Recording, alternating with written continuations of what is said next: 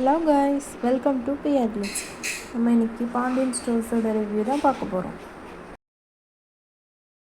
மீனா வந்துட்டு அவங்க அப்பா வீட்டுக்கு போய் பார்க்க போகிறான்.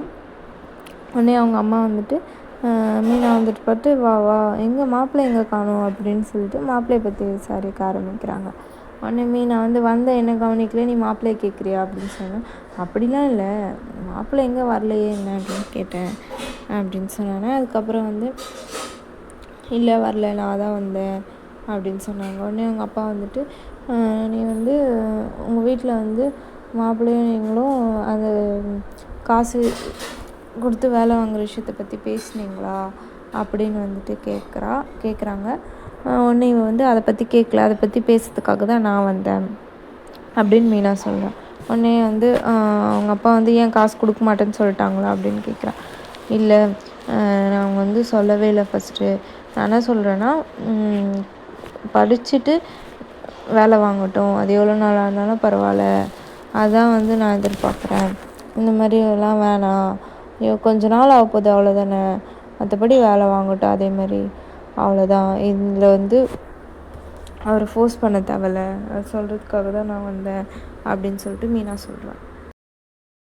அப்பா அவங்க காசு கொடுக்கல, அதனால தானே அந்த மாதிரி சொல்கிற நீ அப்படின்னு கேட்டோன்னே, உங்கள் வீட்டில் அவ்வளோ கஷ்டம் தானே, இப்படிலாம் கஷ்டம்லாம் இல்லை அப்படின்னு சொல்கிறோம். நல்லா துணிமணியாவது எடுத்து தருவாங்களா என்ன அப்படின்னா, அந்த மாதிரிலாம் இங்கே கஷ்டம் இல்லை அப்படின்னு சொல்கிறாங்க.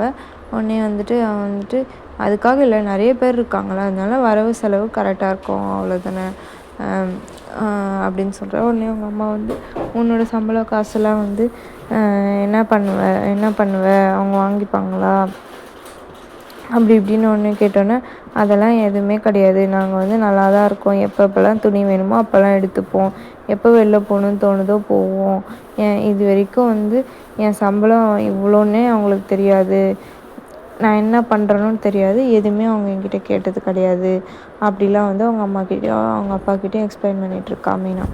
இன்னும் ரொம்ப நல்லா சந்தோஷமாக தான் பார்த்துக்குறாங்கங்க, நான் ரொம்ப சந்தோஷமாக இருக்கேன், அதனால் நீங்கள் அதை பற்றிலாம் கவலைப்படாதீங்க அப்படின்னு 2 பேர்கிட்டையும் சொல்லிகிட்ருக்கா.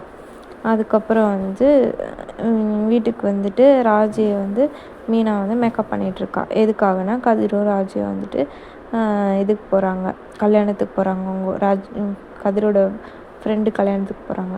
உடனே ரெடி பண்ணிட்டு பார்த்தா அவங்க அத்தை வரா.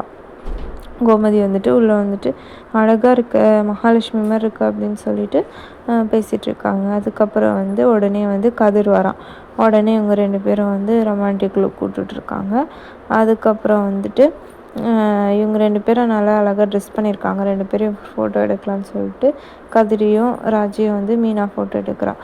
அதுக்கப்புறம் கோமதி நல்லா அழகாக இருக்காங்க, திருஷ்டி சுற்றி போடணும் அப்படின்லாம் சொல்லிகிட்ருக்கப்போ, அதுக்கப்புறம் இவங்க கிளம்பி போகிறாங்க, டைம் ஆகிடுச்சின்ட்டு. உடனே மீனா இவங்க 2 பேரும் இந்த மாதிரி கல்யாணம் பண்ணி வச்சிட்டோன்னு நானே ரொம்ப ஃபீல் பண்ணியிருக்கேன்.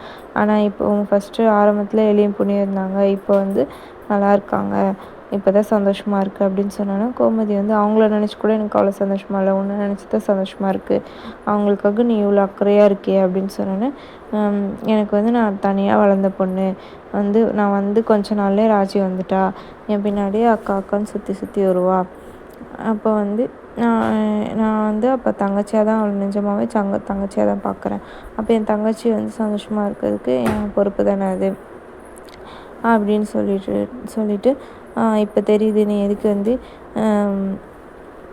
இப்போல்லாம் பார்த்துக்கிற, செந்தில் எது